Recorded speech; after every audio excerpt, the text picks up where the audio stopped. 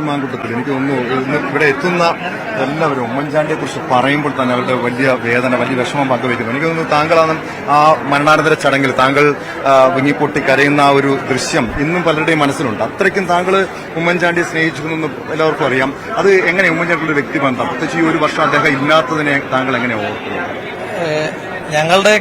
ഞങ്ങളുടെ തലമുറയിൽപ്പെട്ടവരുടെയൊക്കെ എല്ലാ രാഷ്ട്രീയ നേതാക്കളുടെയും ഒന്നാമത്തെ ഉത്തരവാദിത്തം സാറിനുള്ളതാണല്ലോ. ഇപ്പം ഞാൻ കടന്നു വരുന്നൊരു പ്രദേശത്തുനിന്ന് ഒരാൾക്ക് യൂത്ത് കോൺഗ്രസ് പ്രസിഡന്റ് ആവാൻ കഴിയാത്ത സാഹചര്യത്തിൽ നിന്ന് എങ്ങനെ കടന്നു വന്നു എന്ന് ചോദിച്ചാൽ അതിന്റെ പ്രധാനപ്പെട്ട കാരണം ഉമ്മൻചാണ്ടിയാണ്.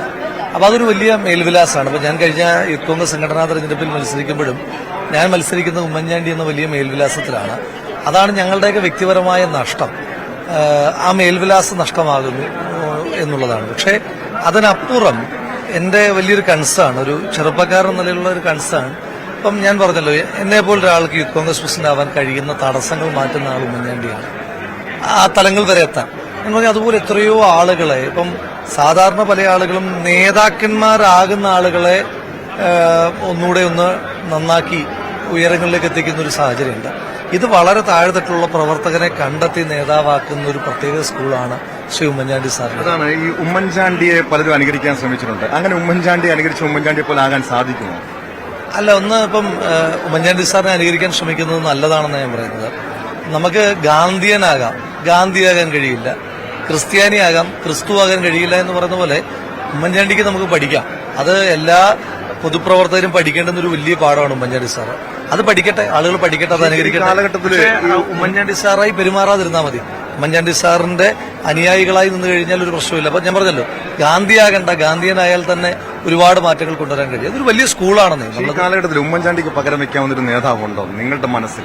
അല്ല, ഉമ്മൻചാണ്ടി സാറിന് പകരം വെക്കാൻ ഒരാളില്ലാത്തത് കൊണ്ടാണല്ലോ ഇപ്പോഴും എല്ലാ ആളുകളും, ഒരു മനുഷ്യൻ മരണപ്പെട്ടിട്ട് ഇപ്പോഴും അദ്ദേഹത്തിന്റെ മേൽവിലാസം ഉപയോഗിക്കപ്പെടുന്ന എത്ര നേതാക്കന്മാർ കേരളീയ പൊതുസമൂഹത്തിൽ ഉണ്ടായിട്ടുണ്ട്. ചില നേതാക്കന്മാരുണ്ട് നൂറ്റാണ്ടിൽ ഒരിക്കലൊക്കെ ഉണ്ടാകും. നേതാക്കന്മാർ എല്ലാ കാലഘട്ടത്തിലും ഉണ്ടാകും, അതാത് കാലഘട്ടത്തിൽ നേതാക്കന്മാരുണ്ടാകും. ഉമ്മൻചാണ്ടി സാറിന്റെ പ്രത്യേകത, ഉമ്മൻചാണ്ടി സാർ നൂറ്റാണ്ടിന്റെ നേതാവാണ്. അത് ലെജൻഡറി ലീഡേഴ്സ് എന്നൊക്കെ പറയും. ഇപ്പൊ നമ്മള് ലീഡർ കെ കരുണാകരൻ നമ്മൾ കണ്ടതാണ്. അതൊക്കെ വളരെ അപൂർവമായിട്ട് സംഭവിക്കുന്ന കാര്യങ്ങളാണ്. അത് എല്ലായ്പ്പോഴും സംഭവിച്ചു കഴിഞ്ഞാൽ അവർക്ക് പ്രത്യേകത ഉണ്ടാവുകയും, അതുകൊണ്ട് ആ നേതാക്കന്മാരെ പോലെ ആകാൻ ശ്രമിക്കുക എന്നുള്ളത് ഞാനടക്കമുള്ള പുതുതലമുറയുടെ ഒരു വലിയ ഉത്തരവാദിത്വവും വെല്ലുവിളിയും ബാധ്യതയും. ഇപ്പോൾ Benny Behanan M P, Shafi Parambil M P, youth കോൺഗ്രസിന്റെ സംസ്ഥാന അധ്യക്ഷൻ രാഹുൽ മാങ്കൂട്ടത്തിൽ എന്നിവരാണ് ഇപ്പോൾ പ്രതികരിച്ചത്. കാരണം ഇന്ന് രാവിലെ മുതൽ നമ്മൾ കണ്ട കാഴ്ച ഇതാണ്. ഉമ്മൻചാണ്ടിയെ സ്നേഹിക്കുന്ന നിരവധി ആളുകളുടെ, കോൺഗ്രസിനപ്പുറം, കോൺഗ്രസ് എന്ന രാഷ്ട്രീയ പ്രസ്ഥാനത്തിനപ്പുറം ഇവിടെ സാധാരണക്കാരായ നിരവധി ആളുകളാണ് ഉമ്മൻചാണ്ടിയുടെ കബറിടത്തിലേക്ക് രാവിലെ മുതൽ എത്തിയിരിക്കുന്നത്. ഉമ്മൻചാണ്ടിയുടെ